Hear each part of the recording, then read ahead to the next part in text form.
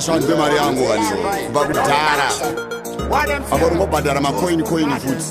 ngondibese yakakwana mani waukura mutsoro unge gonyeti pakabiwa chinhu ndiwe suspect soro wako wakaoma unge congirate nezvikwereti watocelebrate ndikati ndipe mari yangu ruda kuriritira mhuri yangu ari kurwara mwana wangu saka shamwari ndipe kuno mari yangu ndikati ndipe mari yangu ruda kuriritira mhuri yangu ari kurwara mwana wangu saka shamwari ndipe kuno mari yangu chikwereti badhara chikwereti shamwari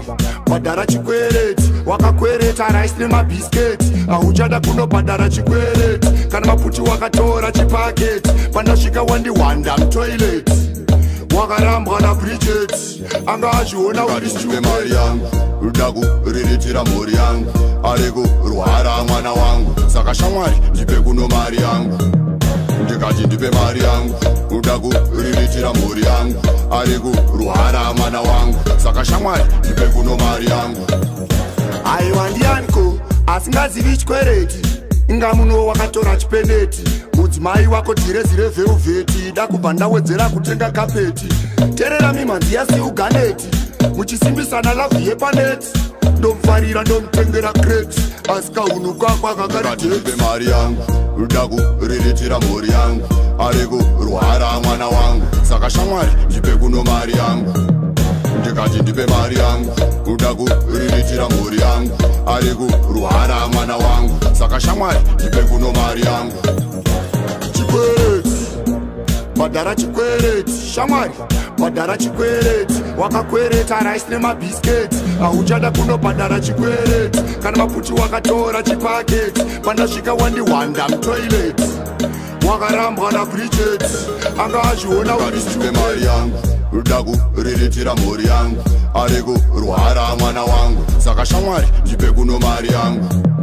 ndikati ndipe mari yangu ruda kuriritira mhuri yangu ari kurwara mwana wangu saka shamwari ndipe kuno mari yangu aiwa ndianiko asingazivi chikwereti inga muno wakatora chipeneti mudzimai wako dhirezire vheuvheti da kubva ndawedzera kutenga kapeti terera mimanzi yasiuganeti muchisimbisana lavhu yepaneti ndomufarira ndomutengera kreti asikahunuka kwakakaripe mari yangu ruda kuriritira mhuri yangu ari kurwara mwana wangu saka shamwari ndipe kuno mari yangu ndikati ndipe mari yangu ruda kuriritira mhuri yangu ari kurwara mwana wangu saka shamwari ndipe kuno mari yangu kuriritira mhuri yangu chekiseskona munhu anetsa akatora mari yangu kudhara anoda kuti kudhara ndotaura wakatsinzina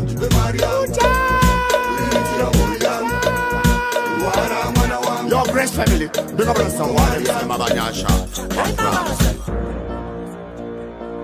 Levels Production.